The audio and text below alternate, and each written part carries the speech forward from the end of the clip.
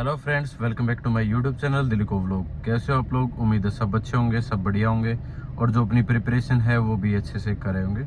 जैसा कि आप लोगों को पता है कि 2 ही महीने बचे हैं आप लोगों के पास आरपीएफ सब इंस्पेक्टर के एग्ज़ाम के लिए, कि आपका जो एग्ज़ाम है वो 2 दिसंबर से 5 दिसंबर के बीच में होगा। 4 दिन है वो आपका एग्ज़ाम चलेगा। उससे पहले आपके एडमिट कार्ड हैं, 2 दिन 3 दिन पहले आपके एडमिट कार्ड आ जाएंगे और 10 दिन पहले आपको एग्ज़ाम सिटी है उसका पता चल जाएगा कि एग्ज़ाम सिटी है वो आपकी कौन सी है। वो है आपकी बात की बातें, ठीक है। उससे पहले 2 महीनों के अंदर आप लोगों को क्या क्या करना है जिससे आपका सिलेक्शन हो जाए, उन चीज़ों पर आप बात करेंगे, ठीक है। और एक प्लान लेके चलेंगे कि ताकि हमारा सिलेक्शन है वो इन 2 महीनों के अंदर हो जाए, ठीक है। बाद में कोई भी इस तरीके से पछतावा ना रहे कि सर हमें कोई समझाने वाला नहीं था, बताने वाला नहीं था, इसलिए हम 2 नंबर से रह गए, 4 नंबर से रह गए, ठीक है। क्योंकि ये जो वैकेंसी आते हैं ये कम से कम ये मान के चलो कि 4 से 5 साल बाद आती है, ठीक है। इतनी जल्दी वैकेंसी नहीं आती। तो जो भी आपके पास मौका है इस मौके को मत जाने दो और अब की बार ना सिलेक्शन लेके रहना हमें, ठीक है। और सिलेक्शन स्टेप वाइज होता है, ये नहीं होता कि सिर्फ आपको एक हार्ड वर्क करना होता है, ठीक है। वो स्टेप वाइज प्रोसेस चलती है। अगर उन सारे स्टेप को आप टिक करते जाओगे तो आपका जो सिलेक्शन है वो इजीली हो जाएगा। सबसे पहले आपको आइडिया होना चाहिए कि आप किस स्टेज पे हो, कहाँ पर खड़े हो, ठीक है। उस हिसाब से आपको प्लान है वो आगे के लेके चलने चाहिए 2 महीने के अंदर, ठीक है। तो सबसे पहले आप ये देखो कि आपका कितना सिलेबस है वो कंप्लीट हो चुका है, कितना अभी बाकी है, ठीक है। अगर आपका अभी आधा या 60% सिलेबस कंप्लीट हुआ है तो आप फटाफट क्या करना है आप लोगों को, पहले सबसे पहले सिलेबस कंप्लीट करना है। इससे इम्पोर्टेंट ये है कि सबसे पहले आप सिलेबस है वो कंप्लीट कर लो अच्छे से, ठीक है। अगर आपका मैथ का है उसको आप रिवाइज करो 2 बार 3 बार, ठीक है। और उसके बाद आप लोगों को क्या लगाने हैं, मॉक टेस्ट लगाने हैं, ठीक है। जरूरी ये है कि आपको पता होना चाहिए कि 50 नंबर की आपकी जो जीएस है वो आएगी और 35 नंबर का मैथ और 35 की रीजनिंग। तो ये मान के चलो कि रीजनिंग और मैथ में आपको मैक्सिमम स्कोर करना है, ठीक है। 70 में से आप 68 69 70 जितना भी हो सकता है उतना आप स्कोर करो, क्योंकि जीएस का किसी को भरोसा नहीं होता कहाँ से क्या पूछ ले, ठीक है। किसी की जीएस अच्छी होगी मान लेता हूँ, लेकिन वो जीएस अगर आपकी अच्छी भी है तब भी आप 50 में से 50 नहीं लेके आ सकते, ठीक है। अगर आपकी जीएस वाकई में स्ट्रांग है तो 50 में से 40 42 इतने ले आओगे मैक्सिमम। अगर आपकी जीएस बिल्कुल ही ऐसी स्ट्रांग है कि आपको हर चीज के बारे में पता, तो आप 40 42 नंबर ले आओगे, ठीक है। नहीं तो ऑन एन एवरेज आपके मार्क्स रहेंगे 36 37, ठीक है, 35 नंबर इसके आसपास आपका जो स्कोर है वो रहने वाला है, ठीक है। तो अपना मैथ और रीजनिंग इतना स्ट्रांग बना लो कि उसमें कोई भी एक भी नंबर है वो ना कटे, ठीक है। उसके जो इंपॉर्टेंट है वो मैं बता देता हूँ मैथ से रिलेटेड। सबसे पहले देखो मैथ से रिलेटेड देख लो, नंबर सिस्टम 4 से 5 क्वेश्चन देखने को मिलेंगे। सिंप्लीफिकेशन, ये रेलवे के बता रहा हूँ इंपॉर्टेंट टॉपिक्स, जहां से रेलवे हर बार क्वेश्चन पूछती है और इंपॉर्टेंट टॉपिक्स हैं आपके सब इंस्पेक्टर के लिए। तो पेन कॉपी उठा लो, इनको नोट डाउन कर लो। Number system, simplification, decimal fraction, ठीक है, और अर्थमेटिकल फंक्शन, ठीक है। ये रीजनिंग में भी होता है मैथ में भी होता है, तो दोनों से कवर कर लो। परसेंटेज मोस्ट इंपॉर्टेंट, ठीक है। परसेंटेज से स्टार्ट किया करो, जब भी आपको मैथ करना हो तो परसेंटेज से स्टार्ट किया करो। Time and distance, profit loss, ratio proportion, ठीक है। रेशियो प्रोपोर्शन के 2 से 3 नंबर पार्टनरशिप वाले, ठीक है। और simple interest, compound interest. Simple interest से आपके क्वेश्चन वो देखने को मिल जाएंगे, कंपाउंड में ज्यादा जाने की जरूरत है नहीं, ठीक है। एवरेज और एज वाले क्वेश्चन ज्यादा पूछे जाते हैं रेलवे के एग्जाम के अंदर, ठीक है। तो एज वाले क्वेश्चन वो अच्छे से कर लेना। इंपॉर्टेंट बता देता हूँ, percentage, profit loss, average, simplification, number system, ये इंपॉर्टेंट हैं। इनमें से तो आपका एक भी स्कोर है वो कटना नहीं चाहिए और ये सारे टॉपिक्स आपके कवर हो जाने चाहिए, वो चाहे कहीं से भी करो। आपने पहले किसी टीचर का बैच परचेज कर रखा तो टीचर से कर लो। अगर टीचर से बैच परचेज नहीं कर रखा, ठीक है, तो यूट्यूब से वगैरह से कहीं से भी कंटेंट हो सर्च मार के यूट्यूब पे ही पढ़ा रखा। आदित्य रंजन सर हैं वहां से पढ़ लो, गगन प्रताप सर हैं उनका समझ में आता है वहां से कर लो, ठीक है। अभिनय सर हैं वहां से कर लो, कहीं से भी कर लो, आपके जो टॉपिक है वो कवर होने चाहिए, ठीक है। और इसके साथ साथ अब मैं जीएस वाला भी बता देता हूँ, ठीक है, कि जीएस के अंदर क्या क्या इंपॉर्टेंट टॉपिक्स हो रह सकते हैं। सबसे पहले बुक्स एंड ऑथर, लोक नृत्य, शास्त्रीय नृत्य, पर्व एंड त्योहार व मेले, ठीक है, आर्ट एंड कल्चर से।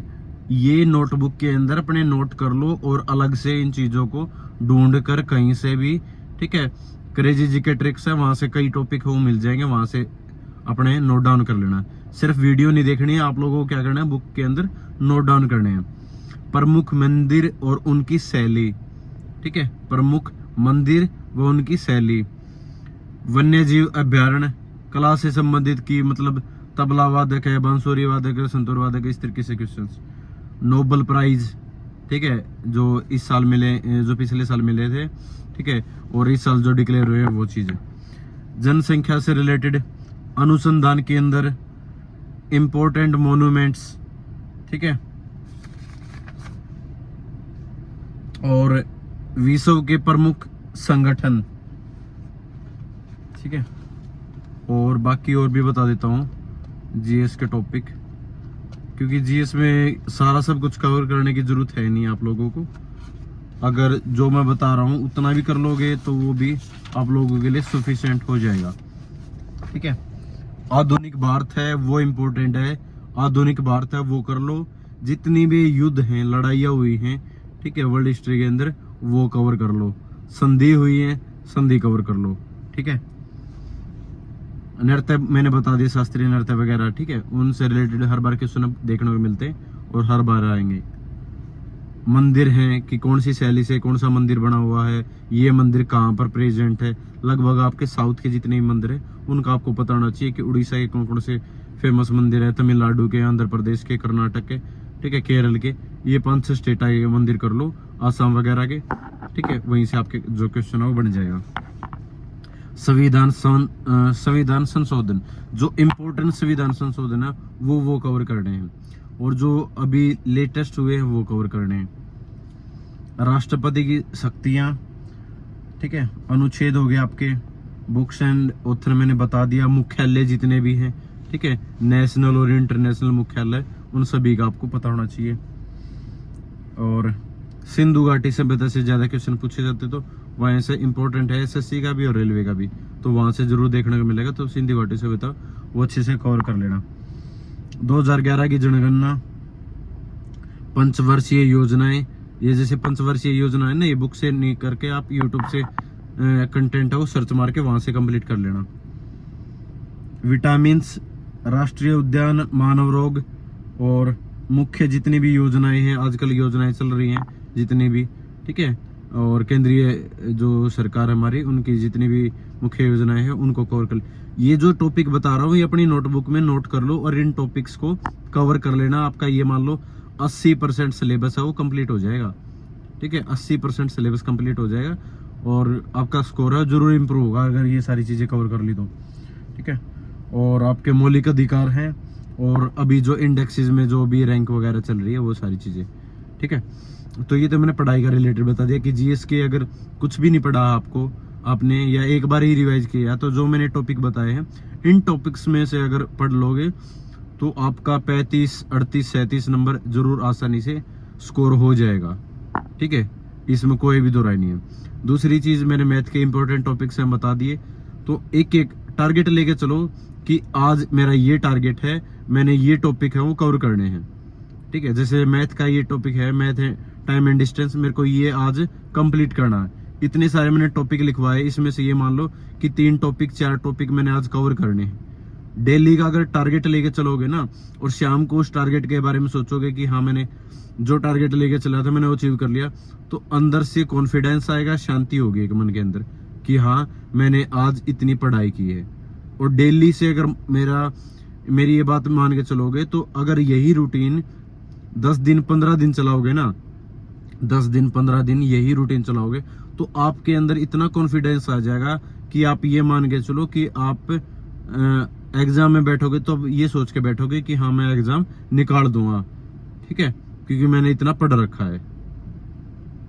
दूसरी चीज, ये सारी चीजें कवर करने के बाद अब त्योहारों का टाइम आ रहा है, ठीक है, तो ज्यादा टाइम है फैमिली के साथ और इधर उधर यार दोस्तों के साथ या रिश्तेदारी में टाइम वेस्ट नहीं करना है। सिर्फ आप लोगों को पढ़ाई पे ध्यान देना। 2 महीने हैं, अगर 2 महीने मन लगाकर अगर आप लोग पढ़ लिए, ठीक है, तो ये मान लो कि आपकी जिंदगी है वो सुधर जाएगी। ठीक है, सब इंस्पेक्टर लग जाओगे, 2 स्टार आपके शोल्डर्स पे होंगे। ठीक है, बहुत ही अच्छी जो प्रोफाइल है, अच्छी सैलरी होगी आपकी। ठीक है, तो सिर्फ 2 महीनों की बात है। 2 महीने अच्छे से एक रूम के अंदर बैठकर आप लोगों को सिर्फ पढ़ाई करनी है और किसी चीज के बारे में नहीं सोचना आसपास आप लोगों के क्या हो रहा है क्या नहीं हो रहा है। ठीक है, दूसरी चीज जो फिजिकल है आपकी 1600 मीटर रनिंग मेल के लिए है 6 मिनट 30 सेकंड के अंदर, और 12 फीट आपकी लॉन्ग है और 3 आपकी हाइट है, हाई जंप है। लड़कियों के लिए 800 मीटर 4 मिनट के अंदर कंप्लीट करनी होती है, और 9 फीट आपकी लॉन्ग जंप है और 3 फीट आपकी हाई जंप है। ठीक है, तो जिसका भी एग्जाम देने की इच्छा है, एग्जाम क्लियर करने की इच्छा है, मेरी बात नोट कर लो। आज से अपना फिजिकल भी हल्का फुल्का स्टार्ट कर दो। अपना जो फिजिकल है वो आज से ही स्टार्ट कर दो। अगर आपको सच में सिलेक्शन लेना है, सिर्फ पढ़ाई से सिलेक्शन नहीं होगा, अगर फिजिकल निकालोगे तभी सिलेक्शन होगा। और आपके एग्जाम के जस्ट 1 से 1.5 महीने बाद ही आपके फिजिकल होंगे, और अगर फिजिकल होंगे 1-1.5 महीने में आपकी तैयारी नहीं होगी भाई, सिंपली बात बता रहा हूँ। चाहे आपका स्कोर फिर 90 प्लस हो, 100 प्लस हो, कितना भी आपका स्कोर हो, उस चीज से कोई भी फायदा नहीं होगा। ठीक है, तो अपनी तैयारी को, ठीक है, एक मॉक टेस्ट वगैरह लगाकर जो भी जहां भी आपकी वीकनेस है, कमजोरी है, वहां पर इंप्रूव करो। ठीक है, स्कोर को बढ़ाते चलो, और साथ में एक टाइम एटलीस्ट अपनी जो रनिंग है वो स्टार्ट कर दो। ठीक है, एटलीस्ट एक टाइम अपनी रनिंग है वो स्टार्ट कर दो। अगर आपको सीरियसली जो आपका आरपीएफ है उसके अंदर सब इंस्पेक्टर लगना है तो। और जो ये मैंने टॉपिक बताए हैं, यही टॉपिक आपके एसएससी के एग्जाम में भी काम आएंगे। तो जो भी जीएस वाले टॉपिक है वो दिल्ली पुलिस वाले कैंडिडेट भी कवर कर सकते हैं। ठीक है, तो thank you so much, all the best सभी को, जय हिंद सभी को, नमस्कार।